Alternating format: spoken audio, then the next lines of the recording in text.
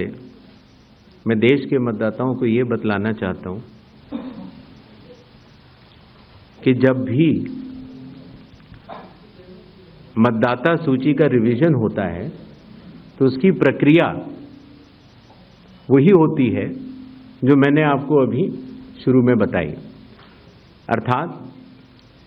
सबसे पहले booth level officers और बीएलएज, राजनीतिक दलों के बीएलएज मिलकर एक ड्राफ्ट तैयार करते हैं और उसके बाद सभी राजनीतिक दलों को और उसी असेंबली कॉन्स्टिट्यूएंसी के मतदाताओं को यह अधिकार होता है कि वो उसमें त्रुटियां सुधारने के लिए आवेदन कर सके। आवेदन 3 तरह के हो सकते हैं, या तो किसी का नाम छूट गया हो तो फॉर्म 6 होता है,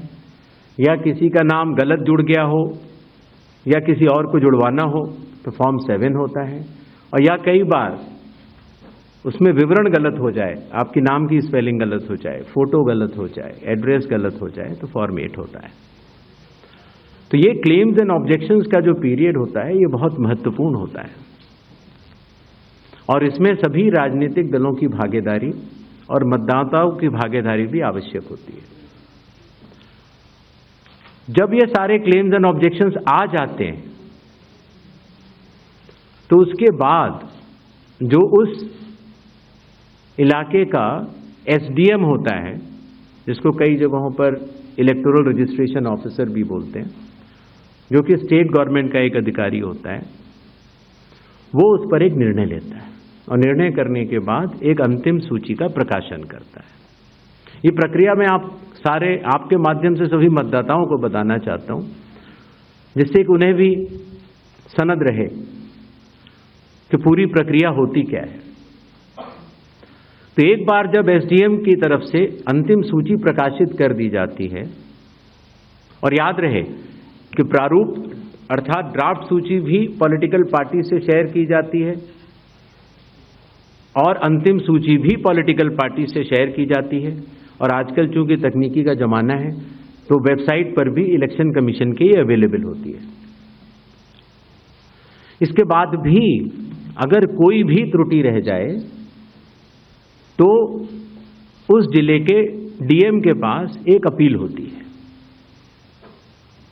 और अगर डीएम से भी उस त्रुटि का समाधान न निकले तो उसके ऊपर उस प्रदेश के चीफ इलेक्टोरल ऑफिसर के पास एक अपील होती है। जो अंतिम सूची प्रकाशित हो जाती है उसके ऊपर हो जाते हैं चुनाव। जब चुनाव होते हैं तो पॉलिटिकल पार्टीज अपने कैंडिडेट्स को खड़ा करती हैं और उन कैंडिडेट्स को यह सूची एक बार फिर दे दी जाती है कि इस सूची के ऊपर मतदान होगा, और यह सूची मतदान केंद्रवार दी जाती है। इस प्रक्रिया के बाद जब चुनावी मतदान होता है तो मतदान केंद्र के अंदर हर प्रत्याशी को यह अधिकार होता है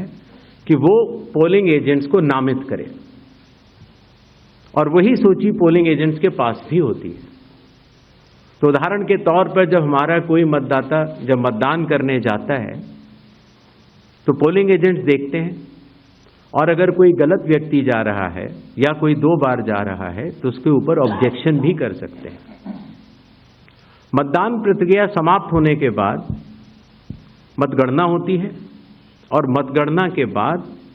रिटर्निंग ऑफिसर रिजल्ट्स डिक्लेयर कर देते हैं।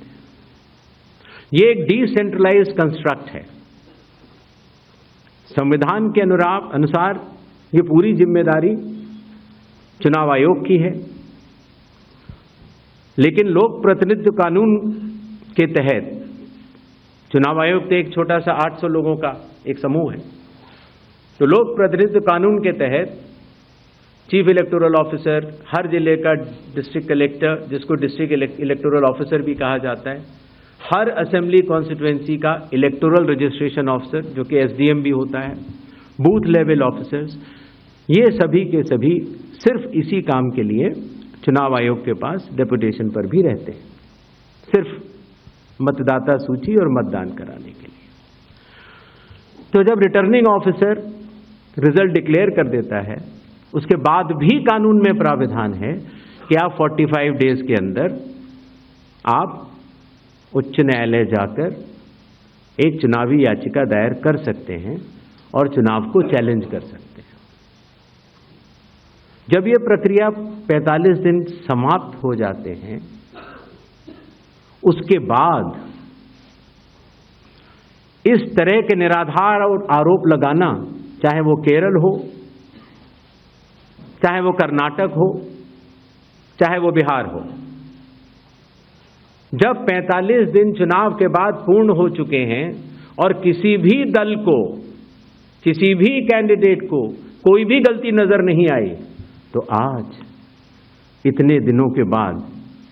इस तरह के निराधार आरोप लगाना, उनका उद्देश्य क्या है, ये सारे मतदाता और देश की जनता पूरा समझ